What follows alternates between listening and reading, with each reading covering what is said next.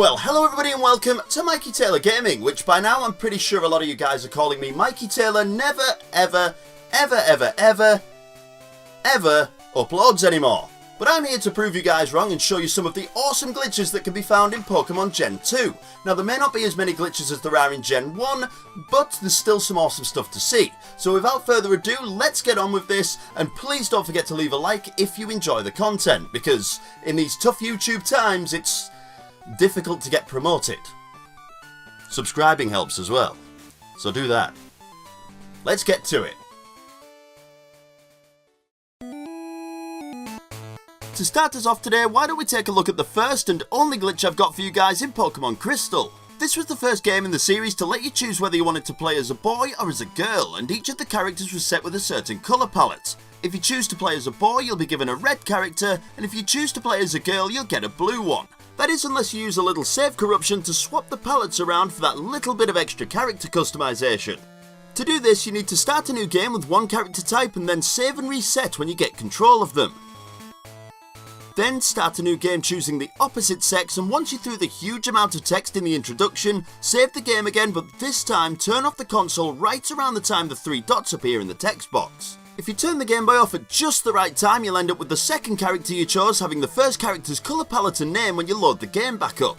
It's only a minor graphical glitch, but if you've never seen it before and you're used to the original character colours, it can be a little strange to see at first. And the great part about this glitch is that it sticks with you through the entire game, so you don't have to save corrupt every time you want to change outfits. Okay, maybe that wasn't the most impressive glitch in the world, but I'm telling you now we're going to be looking at some awesome glitches today. Before we get into the juiciest glitches of this picnic though, there's a couple more save corruptions that are going to help you out towards the start of the game, so let's take a look at those first.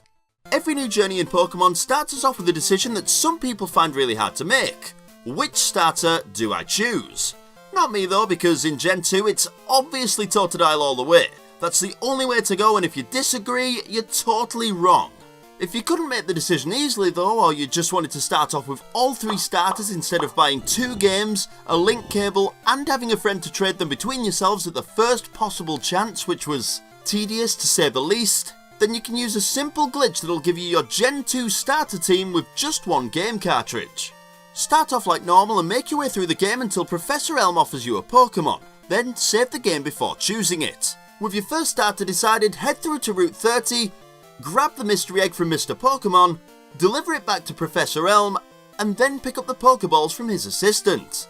With the Pokeballs in hand, catch any Pokemon that you want and then head to the Cherry Grove City Pokemon Center to deposit your first starter into the PC. As soon as the Pokemon is in there, choose to switch to box 2 and you'll be told that you need to save the game first. Ignore the warning not to turn off the Game Boy during the save screen and switch it off just as the Daunt has fully appeared in the text box. If we didn't read the whole warning not to turn the Game Boy off while saving, then it doesn't count, alright? Turn the console back on, load up the save, and you should be back in Professor Elm's lab waiting to pick a starter again. Which is a good thing, don't worry. If you see this, then it's a good indication that you turned the Game Boy off at just the right time. From here, go ahead and choose the second starter, and as soon as you hit Cherry Grove City, this time check the PC and you should see the first starter sat in the PC box waiting for you. Same trainer ID, same original trainer name, same moves, level. It's the exact same Pokemon that you trained up till this point. With 2 of the 3 starters that you need, just repeat the same steps that you used to copy the first one. Collect the mystery egg, get the Pokeballs, catch a Pokemon, deposit the starter, change the box, turn off the Game Boy at Daunt, and reload the save to choose the last Pokemon that you need. If you manage to get the timing right successfully for a second time, you can head to Cherry Grove City and withdraw the other 2 starters to make that start of game dream team. It's so easy to do this, and it's totally worth the time that it takes, even if you fail the timing a few times first. The only problem with this is that they won't appear in your Pokédex unless you breed them at the daycare later in the game, which isn't a big deal, but if you want to complete your Pokédex it's gonna be a must, which is a slight annoyance. You can even take this PC save corruption one step further too by cloning Pokemon that you have in your party by depositing them into the PC, switching boxes, and then turning the Game Boy off at the same time as you did in the last glitch. The only difference is that this time when you load the game back up, you'll have the Pokemon in your party and in your PC box. You can have Pokemon hold items to clone them like this too, which is helpful for a glitch that we're going to see later. See, what did I tell you? It's a simple glitch that'll save you needing 2 copies of the game and a link cable, which is ideal in this day and age where everybody thinks that something that's wired is hard work. Okay, enough of the save corruption glitches, it's time to take a look at the best and most destructive item by far in Generation 2, the coin case. In fact, I know you're all going to love the trouble that you can cause with this one. If you don't believe me, just check this out. Talking to this matchup in Vermilion City before using it is enough to get the game to reset and take you to the glitch dimension. Told you, this is a top tier glitch and we haven't even seen the half of it yet. The memory addresses for Machop, Machoke, Bellsprout and a few other Pokemon's cries cause a reset and some weird palette issues in the overworld if the coin case is used right after hearing one of them. Even just a preview of the cry from the Pokédex is enough to trigger the glitch dimension. So you don't even need to speak to this Machop to try it out for yourselves. It might take a few attempts to actually get the effect though, cause getting this one to work seems a little random sometimes, and it's not permanent, so it's totally safe to use. Going deeper into this glitch, you can use a specific setup of Pokemon in combination with certain items that you have stored in the PC to obtain any Pokemon in the game with almost no effort whatsoever. There's a few things that you'll need to set up, and the first is the Pokemon that you have in your party. You're going to need a random unwanted Pokemon in slots 1 and 2, a freshly caught low-level Pokemon in slot 3, a Quagsire that's holding a protein and has Sleep Talk in the first attack slot in slot 4, and finally, in slot 5, a Pokemon whose remaining HP is the same Pokédex number of the Pokemon that you want to obtain. So if you want a Mew, have a Pokemon with 151 HP remaining in the 5th slot. I guess that since I've already got a Pokemon in the party with 151 HP, I'm going to use Mew as an example. For the next step, you'll need to set up the PC with the exact number and type of items that you see here. Some of the items here are harder than others to get a hold of, like the TMs, but most of them you'll be able to buy from Pokemarts throughout the game. If you need a better look at this list of items, then head down to the description and you'll find a link to a paste bin of them. With everything finally set up, you're almost ready to get your hands on your legendary Pokemon, so fly over to New Bark Town, head into Professor Elm's lab, save the game on the doormat and then reset the game. When you reload and get control of your character again, head outside, walk to this spot below the tree, open up the Pokédex and listen to one of the cries that I mentioned earlier, which is Bellsprout, Machop or Machoke, then open up the pack and use the coin case. When you leave out of the pack, you'll see that the menu is a little glitched. The pack menu disappears and the save option has changed to quit. That's weird. Quit what? Be judged on what? I guess the only option is to try it and see what happens. I bet you guys weren't expecting that. Of course, I knew what was going to happen, but if you press quit then the bug catching contest announcer will call you to the contest judging room, where after hearing what Oopk and Grunt have caught, you're about to receive your winning prize of a Sunstone and the Pokemon that you wanted. Nice! If you check out its stats in the menu, you'll see that everything is pretty much wrong. It'll have the same moves and level as the last Pokemon that you caught in the bug catching contest, but if you've never entered a contest like me, then you'll get a level 0 Pokemon with no moves whatsoever. Nice again. Either way, everything is how it should be other than the glitchy amount of experience needed to level up, but that can be fixed with a quick trip to the daycare centre. Oh, and you'll have to trade the Pokemon between 2 games to actually make it register in your Pokédex. So if you're looking for a legitimate Pokemon, then this probably isn't the best way to get one. Still, don't you think it would be awesome if we could turn this Pokemon into a shiny? It's even easier to do this as well, so I don't know why you wouldn't do it. The setup for this glitch is almost exactly the same as the Catch Any Pokemon setup, with a few minor changes. You'll need to swap the protein that Quagsire is holding for a HP up and change the items in the PC box to be exactly like this. The full list of items will be in the description again, so check them out if you're interested in trying it for yourselves. You're also going to need a freshly caught Pokemon in slot 3 of your party again, but this one's way harder to get the right values for, so it might take you a while to get the right Pokemon here. And finally, the Pokemon that you want to shinify, you'll need to have in slot 1. Once you're ready and you've finally got everything set up properly, repeat the coin case glitch from earlier. And for those of you that don't remember the steps, I'll go through them one more time. Save on the lab's doormat, reset the game, walk to the spot below the tree, listen to one of the trigger cries in the Pokédex, use the coin case, and voila! The Pokemon in slot 1 of your party is now a shiny. You can do this with as many Pokemon as you like as well. Just keep repeating the process and soon you'll have an army of shiny Pokémon. Even if they aren't the strongest Pokémon in Gen 2, but still pretty cool to have an army of them. I mean, I'm not complaining. It's pretty amazing how easy this is, but I wouldn't want to be the guy that looked into all of the memory addresses and worked out exactly which items go where, how many of them you need, and anything else that makes this code work, really. To be honest, just everything about the technical side of this glitch makes my brain hurt. Something to note here is that if either of these glitches crash your game or take you to the glitch dimension, then it's likely that the Pokemon in your third slot hasn't got the right stats. It's really difficult to tell which Pokemon will and won't work here, but if the Pokemon in slot 3 has a special stat of 8 or a HP stat of 16, then it's likely that's your problem. Again, it's really easy to overlook and have the wrong amount of items in your PC, so just make sure you've got them all set up right and it should all go as slippery smooth as a buttered up ice cube. There's so much that you can do with the coin case glitch, and it's not all related to catching and modifying Pokemon either. You can even use it to see things that were never meant to be seen in the final game.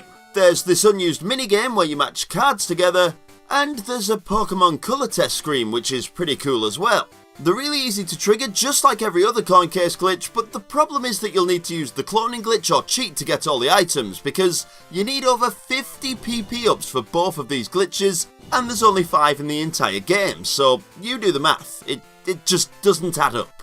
Anyway, it doesn't really matter if you can get your hands on the items or not, because we can still take a look here on Glitch Picnic. I mean, that's what the series is here for, right? If you do want to try this out for yourselves though, then first off, for the party setup you'll need to have 2 random Pokemon in slots 1 and 2, a low level Pokemon in slot 3 again, and the almighty Quagsire in slot 4, again holding a HP up with Sleep Talk in the first attack slot. Once again, the items in your PC need to change, so we'll start off with the setup for the card matching minigame. You'll need to make the PC box look like this, and as with all the other coin case glitches, there's a link in the description to the item setup so that you can look at it at your leisure. As soon as everything's in order, repeat the code execution by saving on the doormat, resetting, walking to the tree, listening to the cry, then using the coin case, and as soon as you do, you'll load up the unused minigame. For the amount of effort you've put in to see this, there really isn't much to it. It's a little glitchy since it's unfinished, but it's definitely interesting to see at least. The hand icon is a block of glitchy dots. The text at the top that tells you how many turns you have left is glitchy. Running out of turns just resets the cards, and you can't win anything because you're limited to 5 guesses before the minigame starts over again. You won't be able to get back to the normal game from here either, so you'll have to reset to be able to do anything. So not only can you not win anything, but it's super unhelpful because you can't escape from it. It's really not worth your time, I promise. If you want to try out the colour test, use the same Pokemon in your party but change the items in the PC to these. I know it's already been mentioned, but getting those 63 PP ups is going to take you some time when using the cloning glitch, so I'm sorry, but it's going to have to be done.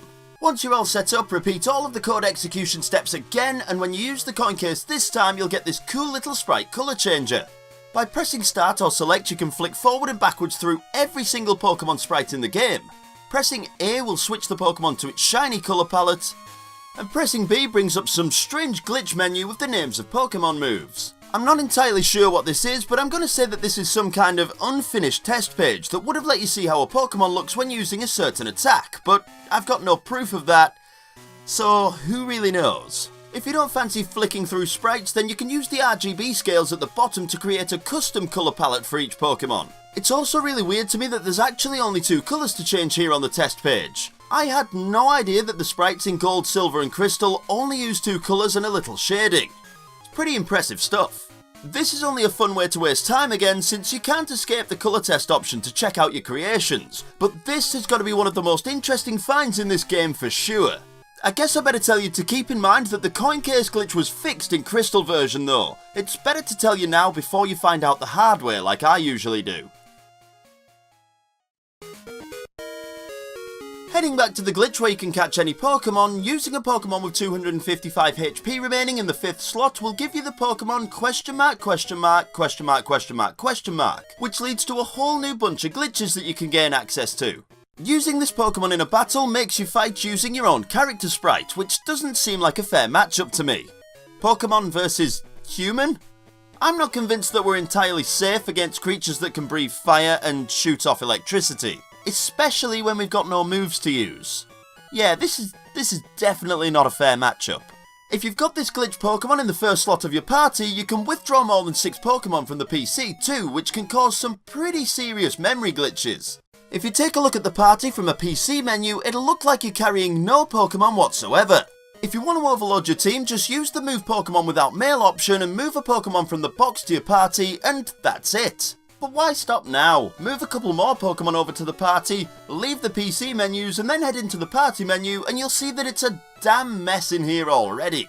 Pokemon have the wrong sprites, names, levels, and the stat screens are even better. Moves are wrong, experience is wrong, types, stats, trainer name, trainer number, Pokemon number. There's really not a lot that's right with these menus now. Since Swineup had Green Line 64 attack, I thought it'd be cool to switch him to the front of the party and see if that's a good thing or a bad thing. It actually turns out that that was a pretty bad idea. Trying to launch an attack changed the burn status to sleep. When he woke up, he wouldn't obey orders for about 15 turns. And when he finally got an attack to hit, it only took about 3 HP off the Drowsy. So in conclusion, Green Line 64 is not a high attack, it turns out. If you're on the fence about whether this is glitchy enough or not, then you can put even more Pokemon in the party to get to next level glitchiness. The party I'm using here has 23 Pokemon in it, and the only thing that I could do is open the stat menu of the first Pokemon, which was completely unreadable by the way. Battling wasn't as screwed up, but it did crash the game, so I wouldn't recommend it. Switching Pokemon in the party menu can absolutely screw the universe as well. I did a little switching around myself, and when I checked the stats of the top Pokemon, it shows that it's holding a Terusama, which is apparently a dummy item that isn't meant to be in the game without cheating or hacking. This thing also appeared in the party. It's a Bulbasaur that knows Fire Punch not once, but twice. I swear that thing's gonna make itself faint. The more Pokemon in your party, the worse the world gets, so only try this if you feel like unleashing unknown danger to all of the people that you know and love. Alright? With an overloaded party, you can have fun in the Pokemon Center too. Try healing the party and you'll load up the screen with all of the extra Pokemon that you're holding on to. Look at it go! There's some glitches turning up there. It's possible to glitch the screen out more than this, but every time I tried to withdraw another Pokemon, the game crashed, so maybe you'll have more luck than me when you try this out for yourselves. I mean, you might even get lucky enough to mess around with the right memory values to end up with the elusive Pokérus virus too, but by the time you end up with it, I think your save will be well and truly screwed. With this glitch Pokemon at the front of the party, you can even sneak Gen 2 Pokemon into the time capsule. Any Pokemon in your party that are positioned below the glitch Pokemon won't have the species read when entering the capsule, so you can take them in and even trade them over to Gen 1 games, as long as they haven't learnt any moves from Generation 2 anyway. Unfortunately, I've got no way of showing an actual trade since I've got no friends, but there's a link in the description to this video by Chickosaurus GL Eevee, who has the most insane collection of complicated Pokemon glitches, including this one where they show off a trade and its outcome. The channel is definitely worth checking out if you love complicated glitches that you'll never understand, but before you leave, let's go out in style with the final showcase of the coin case glitch in all its glory, shall we? Make your way into any Pokemon Center and go up the stairs to the left. Walk straight up to the counter and then right into the corner so that you stood in front of the PC. Open up the Pokédex and listen to one of the trigger cries that I've mentioned several times by now, and then just use the coin case to crash the game with random graphical glitchiness. If this doesn't prove that this is the most broken item in the entire game, then I'm really not sure what's gonna do it. I guess you'll be able to mess around with it as much as you like from here on out, but for now, that's the end of today's episode. As always, thanks so much for watching until the end, and I hope you've all enjoyed the few glitches that I've had to show off today. For a Pokemon game, this takes some real effort to get glitches out of, which is really unusual. I also want to throw a huge shout out to this month's top Patreon supporters who are helping to keep the channel active, and they are Max Wegner, Keith Myers, Himdog, Multimedia Nerd, and Talentless Hack. Thanks again for the extra support, it really does mean the world to me. If you guys want to keep up to date with what's going on with the channel, then make sure to follow me on Twitter, join the Discord, and click that subscribe button and notification bell so that you never miss an episode. Thank you all again, and I will see you all in the next video. Oh, and don't forget, I love you all. Mwah.